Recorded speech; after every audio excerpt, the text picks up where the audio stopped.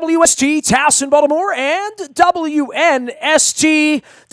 I have bags under my eyes. I am rehydrating. I'm sitting in hyperbaric chambers getting ready for what is expected to be yet another 6-7 game brawl, overtime, late nights. She is very familiar with the Stanley Cup playoffs as well as many of the disappointments of red pasts. She is the Capitals beat reporter and anchor at CSN. It is her maiden voyage here at WNST. I've known her a long time, but have never, ever bugged her for her phone number. Now she's in rotation with the Capitals going off of Comcast Sportsnet, but still staying up late at night and talking all things Caps. We welcome Jill Sorensen onto the program. You can follow her journey on Twitter at JillCSN. I'm toweling off, Jill. I need a couple of down days before Game 1. I mean, this has been as insane a first round as I think all of the insane first rounds have been recently.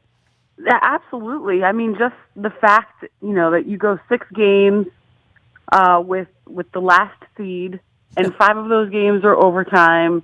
I mean, you can't have any more nail biters as you did.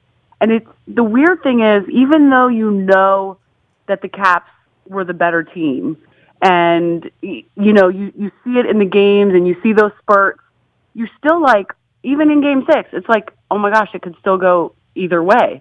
But then thank goodness they come out in overtime and completely dominate and get the job done. It's just, looking back, you're like, okay, we need like a full 60 minutes every single game against the Penguins, because I don't know, Nestor. I don't know about you. I do 5 of 6 overtimes anymore. Yeah, I mean, they're pushing me off the ledge. I mean, I was up in Toronto with 3 and 4. Trotz talked about pushing the Babcock off the ledge. The whole fan base is about to go off the ledge. In Game 6, I'll be honest with you, I did not go to Toronto, for the second trip up there. I am planning on doing that for Pittsburgh for Game 6, and I've already cleared the schedule. I mean, I'm just figuring there's going to be a Game 6, right? I mean, if not a Game 7, I had to clear some stuff off my schedule for that as well. But in Game 6, they're losing. It's late.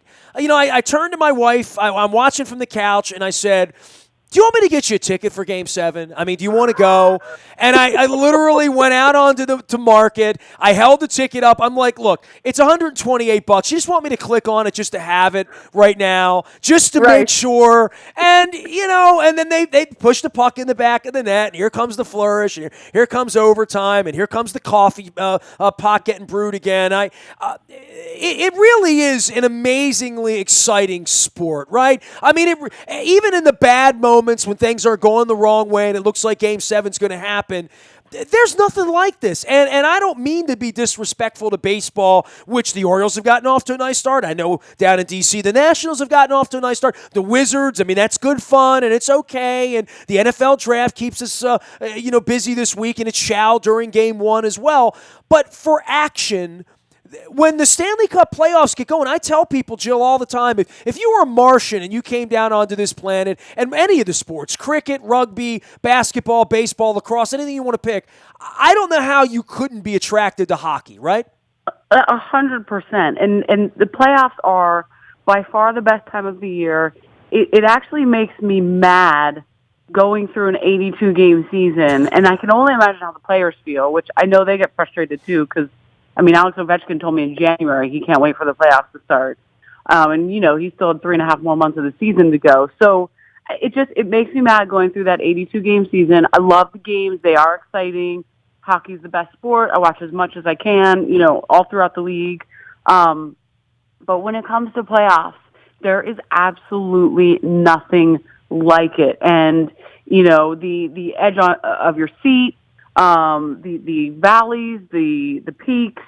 As fans, we sort of go through all these things and everyone's freaking out. And just imagine as a player trying to keep it medium, as Jim Zorn used to say, and just, and try to just like level it off. You don't want to get too high and you don't want to get too low. And you have to fight through those low points. And that's something that Justin Williams always talks about, that, you have to use that low point as motivation and fight through it and realize that if you get through this, that could be the turning point. That could be the thing that boosts you through the series or boosts you onto the next round, boosts you even through the game, even through the next 5 minutes. It's like every little moment can mean something, but at the same time, you can't get too high or too low from it. So as fans, we let ourselves do that because that's the fun of the sport. That's why we love the playoffs.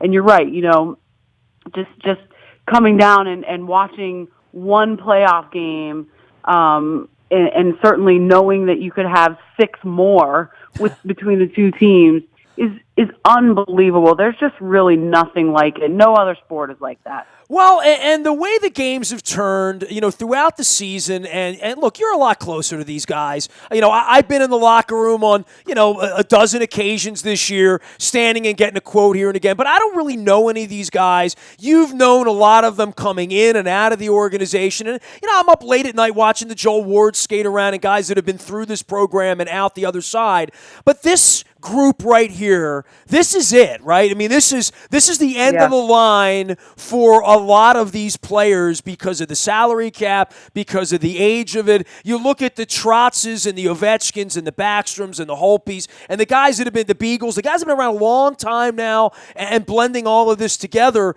This is their best shot. You knew it was going to go through Pittsburgh. You knew it wasn't going to be easy. And on the other side of that's going to be the Rangers or, Ottawa, whoever it's going to be. The West thing's kind of wide open right now and a whole different cast of characters out there.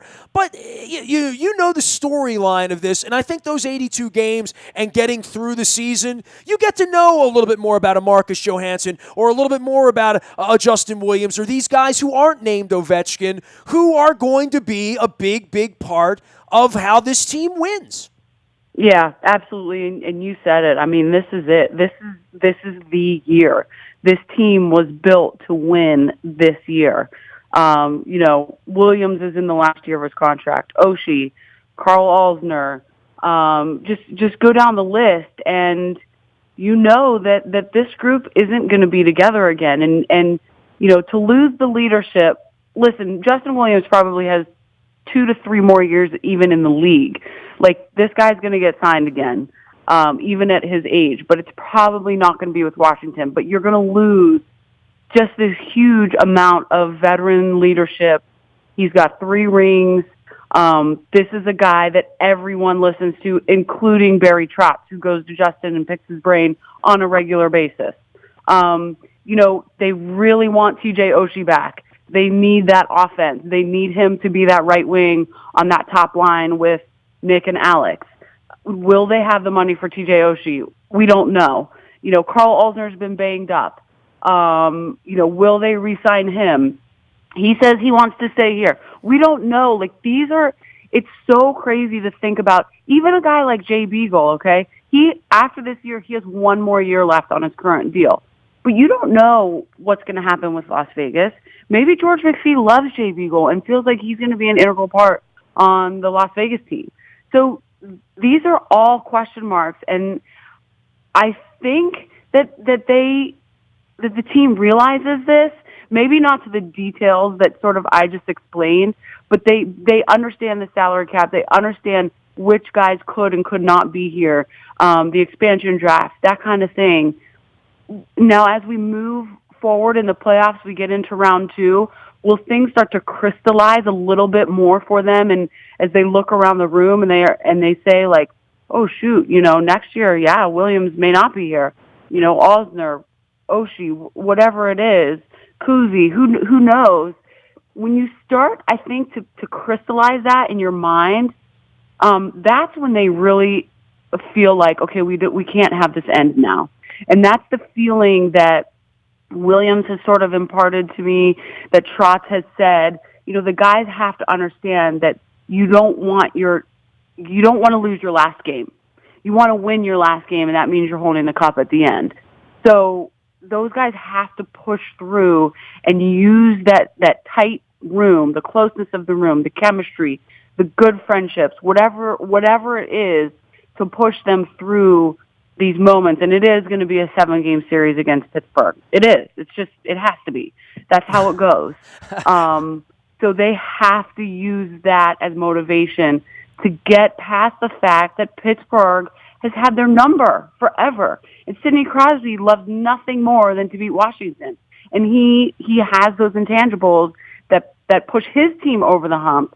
Now the Caps have to show that they have those intangibles to fight back. She is Jill CSN out on Twitter. Jill Sorensen making her maiden voyage here. I don't have her on a I don't bug you nearly enough, so I don't know all of your deepest, darkest thoughts because the television thing only allows you to talk for 30 seconds at a time or a minute at a time. But this whole Penguins Capitals thing, and to your point, they've always had their number and all of that. Doesn't it feel like this is the direction they should have gone? And I thought the Toronto thing, and I one of the reasons I went up to Toronto for games 3 and 4 is I knew how electric it would be. I kind of thought they would be up 2-0 by the time they got there. I think it made it even more interesting that it was 1-1 and they lost game 3 the way they did. Sort of, they got punched in the jaw last week several times, literally and figuratively, as well as sort of illicitly hip-checked in the case of Alex Ovechkin, in Game 5 as well.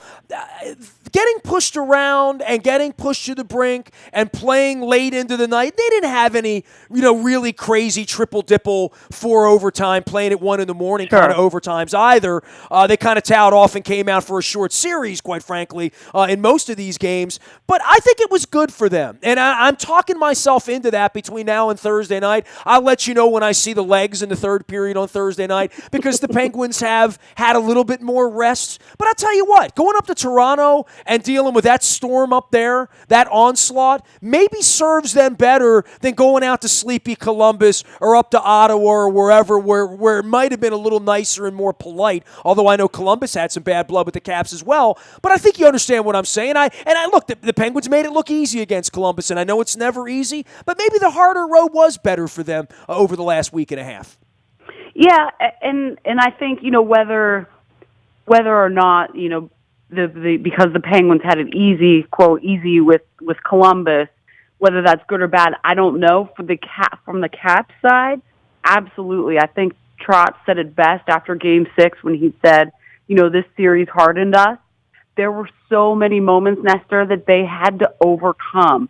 That just in Game 6 alone, that bad bounce off the stanchion and Matthews scores, like that. How does that happen? And in it was years like a ghost, right? Like literally, there was like a 6. I tweeted. It's like if that happened at Yankee Stadium or Fenway Park or some one of those places or Maple Leaf Gardens, they'd be be like the octopus story. I mean, it's crazy, right? Yeah. No, absolutely. And in years past, this is a team that would have slumped over, been woe is me. Gosh, why does this blank blank always happen to us? And they didn't do that. They bore down. They were on the bench. They were pumped up. They came back and scored with Johansson. And then to come out in the overtime and be able to say, all right, this is it. Let's do this. And they freaking dominated. They looked the best they had all series. It just shows me that this team understands the urgency that they need to play with and those moments that they need to bring it up. Like I said earlier, I need to see that for 60 minutes, and they're going to need to do that against the Penguins for 60 minutes for 7 games, because the Penguins are not a team where you can come out in the first period and let the game come to you. You have to step on them. Well, they will dictate the speed, right? I mean, we know that. That's their game. That's what they did last year. They're going to dictate the pace, and they're going to, work from an endurance standpoint of we're going to stay stronger longer than you. That's kind of how it worked last year as I saw it. Yeah, and because the Penguins played every other day opposite the Caps, I was able to watch every game against Columbus. This Penguins team is better than last year. The Caps are way better than they were last year, and especially from a mental and emotional standpoint.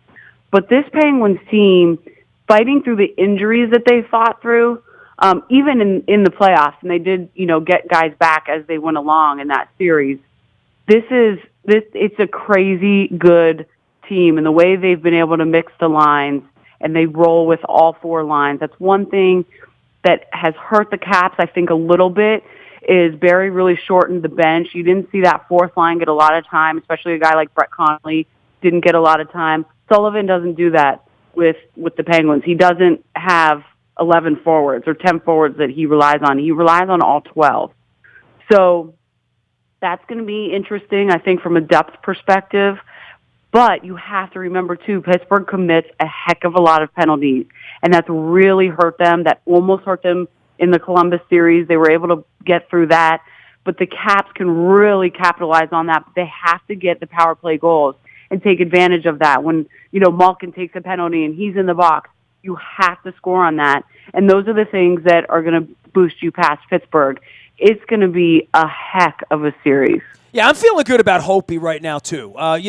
Surviving the way he did, and really, the Capitals' defense leaving him naked on several occasions to have to stand up tall and save them. And he did a lot of saving of them late in games over the last week and a half. I think that's going to serve them well in Pittsburgh.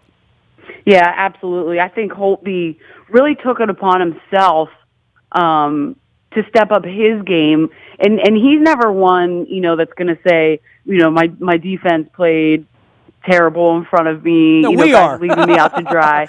Yeah, exactly. That's our job. So he's never going to say that, but he took it upon himself to really tighten up his game, work with Mitch Korn over a 24-hour period, tighten up his technicalities, and really work on the mental side of it too, knowing individual Leafs tendencies.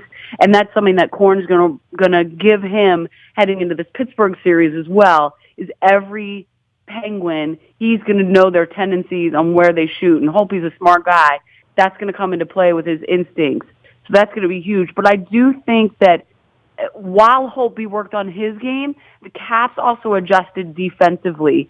And they got their big bodies, their big blue liners, to push the Leafs out of Holtby's sight lines.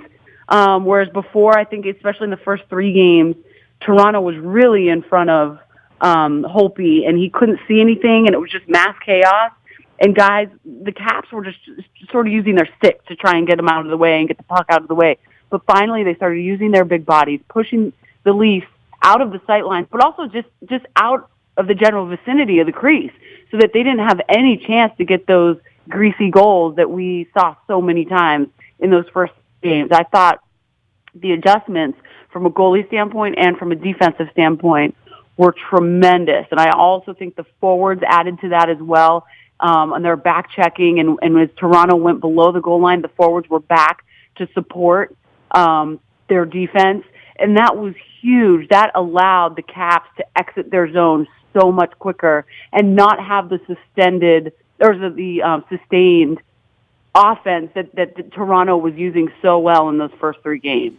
All right, Jill, I hope I'm still bugging you 3 weeks, 4 weeks, 5 weeks from now. Maybe we get together again. Maybe it's fully 84 degrees and we're wearing flip-flops to the games as I remembered it from 1998. I hope we have these problems. But I'll be in Pittsburgh broadcasting for games 3 and 4 next week. We'll be down at the Verizon Center. Ed will be on the scene, and, of course, Jill will be there. Tell everybody about your coverage, because this is where things get screwy and I start getting a little peeved every night that I have no Joe B, no Locker. They know how I feel about the broadcasts. But certainly all of you as an ensemble will be there before, during, on Twitter and social media, as well as after the games. But we're done for the Comcast Sportsnet version of Joe B and Locker, right? We are, yes. And thank you for your support. Absolutely, Nestor. Even though we don't have the games, though, we will have an hour pregame show, roughly an hour postgame show as well, for every single game. Joby and Locker will be a part of that, absolutely. Obviously, Smoking Al, don't forget Al. Come on, throw him in there. Smoking Al will be a part of it as well. So it's kind of nice. I mean, it stinks that we don't have the games, but to have those guys at our disposal, Al, Joe, and Craig, to just sort of have that extra punch is so awesome.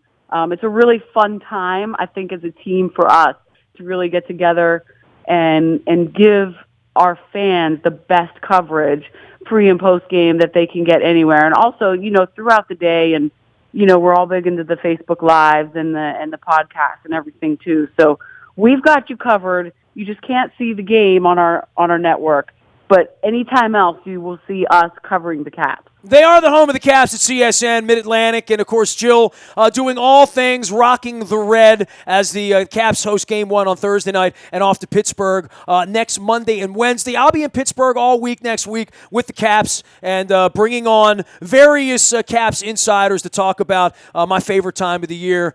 I don't know what I got left, but I'm toweling off and I'm hydrating, Jill, and I'm gearing up. The coffee maker's all cleaned up. I've got some adult refreshments as well, at my disposal. It's going to, hold on. I mean, hopefully there's 6 more weeks of this, right? Absolutely. Get the IV of coffee ready, because that's next time we talk, that's what we'll have. I am caffeinated at all times, Jill Sorensen, and always ready to pimp the puck. Great to have you on. We'll follow you out at Jill CSN, and we'll be following your work out at CSN all week long. Thanks for coming on with us.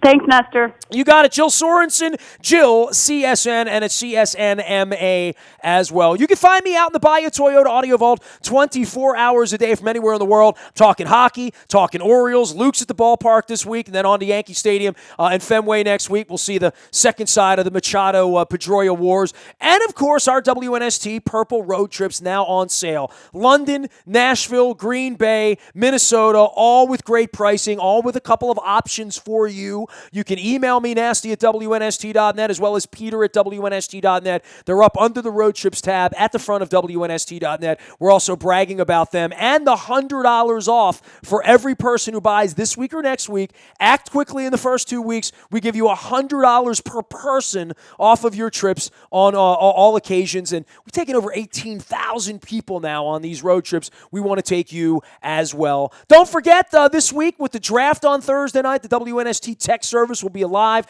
with all the moves, all the shaking, the baking, the drafting, the trading, the ups, the downs, all of that stuff. We'll be on that beginning on Thursday night. The WNST Tech Service is brought to you by Coons Ford of Security Boulevard. Dennis Colatzos will be here on Thursday from 3 until 5, driving you home. It is the SSV on WNST, and we're all getting ready for the draft, for the Orioles, the Wizards, and, of course, the Caps. We are WNST.net, AM 1570, and WNST Towson, Baltimore, and we never stop talking Baltimore sports.